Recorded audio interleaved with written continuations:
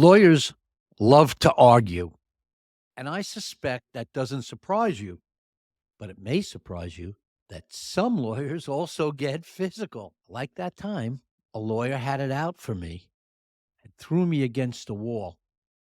What would you do with your back literally up against the wall and a lawyer screaming in your face? I'll answer that and more in this episode.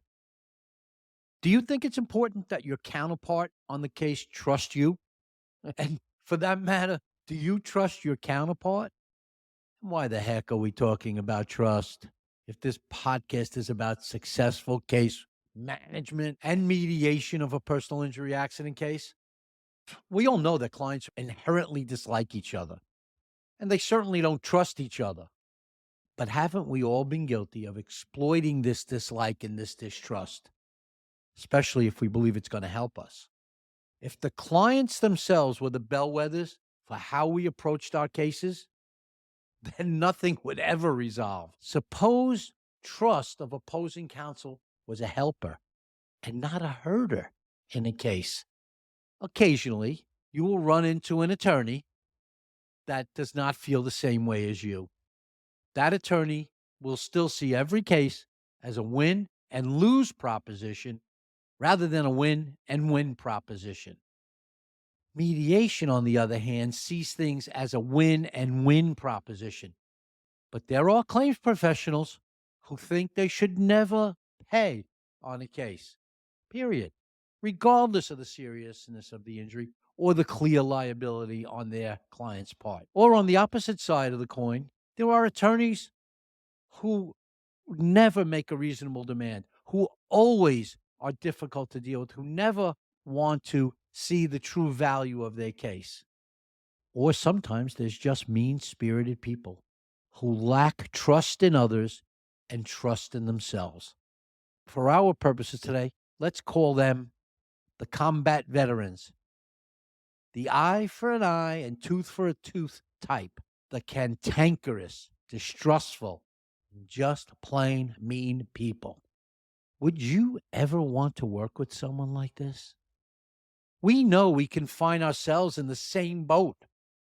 I know that this is not how you carry yourself, but I also know that we all can have miserable moments.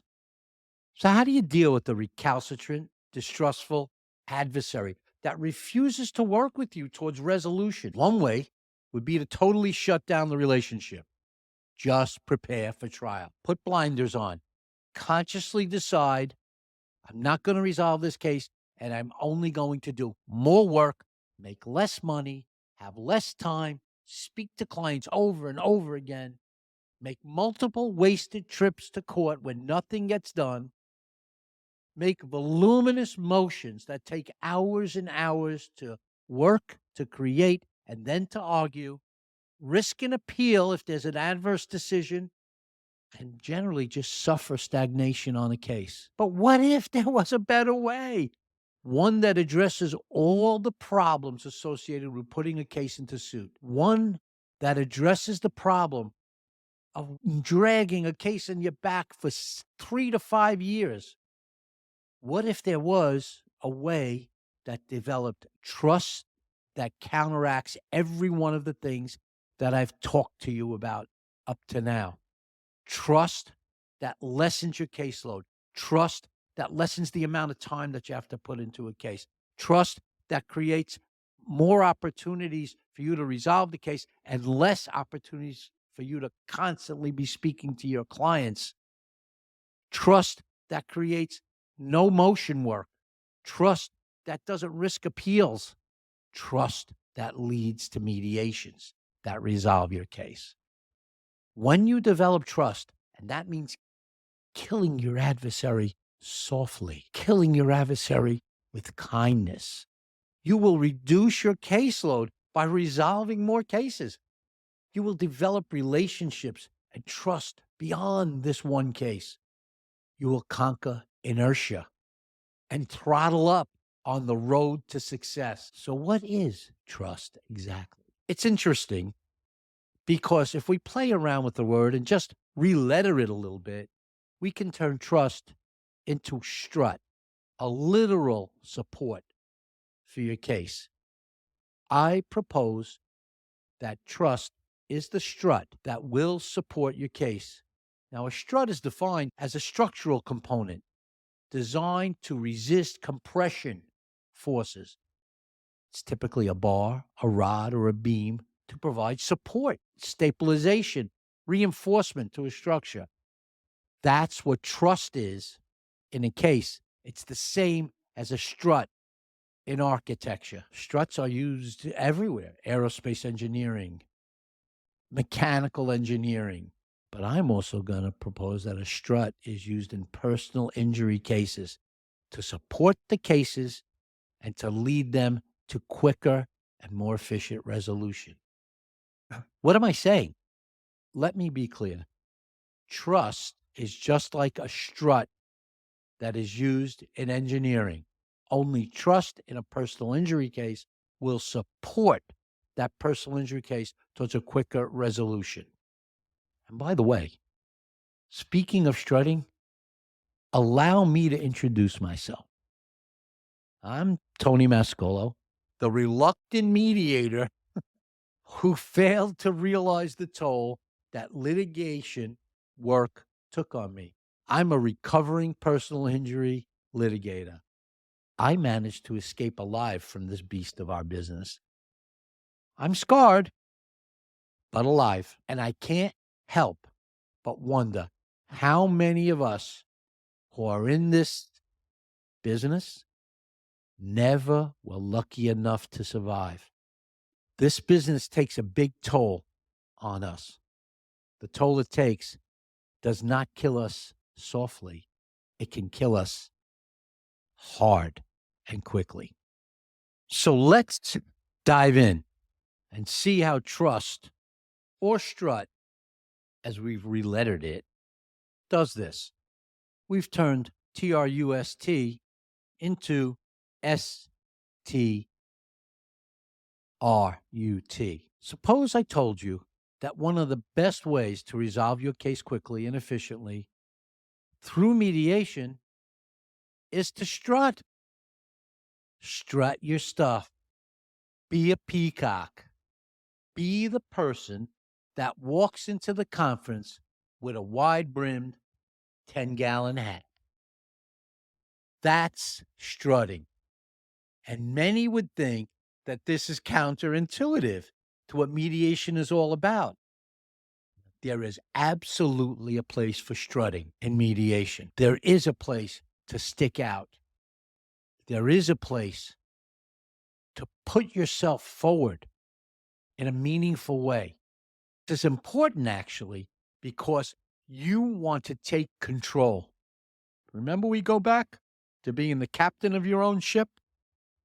Strutting is part of being the captain of your own ship.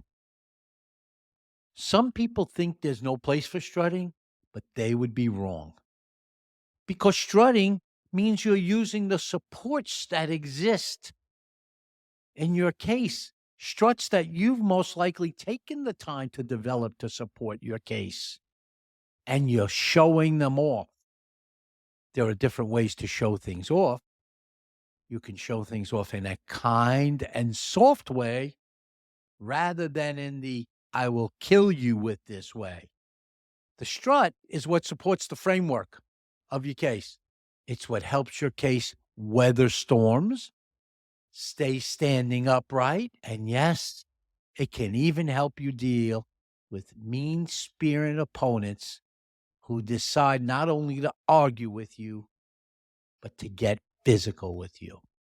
So the adjusters and lawyers should develop trust. The mediators and lawyers should develop trust. The mediators and adjusters should develop trust.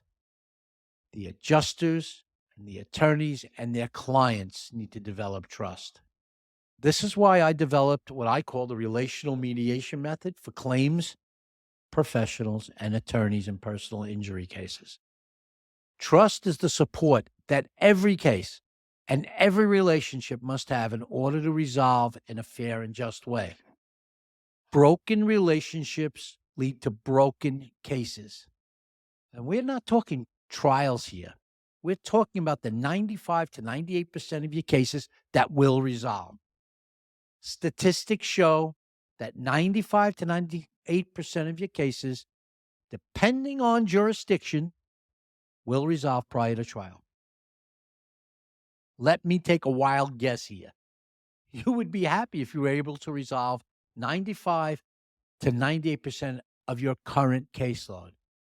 That would be a situation where having less of something is really having more happy clients, more savings, more favorable impressions, more likes, more salary, more, more. So how do you do all of this? You need the support of a trust beam, a trust strut to make your case resolve. So let's take a deeper dive into the world of trust and see what really are the components of trust.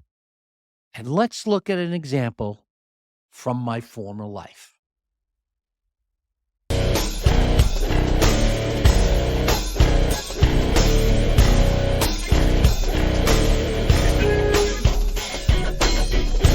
When I was a much younger lawyer and still very naive, I worked on a case where the defense attorney was just absolutely impossible to deal with. I had never run across anyone like this before. He was just a cantankerous guy. Now, I've run into difficult people to work with before, but this guy was just downright nasty. I found out later that he had a history with the firm that I was working for. He and the founding partner of the firm that I was working for just did not get along. They had a bad history together. They were contemporaries and they hated each other. And it manifested itself with every time this attorney met me in court. I never got a hello. I never got an extended hand. I'm sure he left me hanging with my hand out. Nothing. It was just pure argumentative actions from the moment we met to the moment we parted. And on top of that, he never was on time, always late. He never seemed prepared for what we needed to discuss to move the case forward. And because he was late, I was always one of the last ones left in the courthouse. And I still had a lot of other things to do besides that one case. Man, I remember trying everything I could, all my charm, but he just had no personal interest in me. I think he held it against me and saw it as weakness. Let me tell you a little background on the case. I inherited this case from another attorney. And if you remember in our past podcast, we talked about how you can inherit cases from other lawyers or other adjusters and how they're just too happy to give them to you and they're doing the happy dance when they do give it to you. And you just don't get the cream of the crop. That certainly was the case here.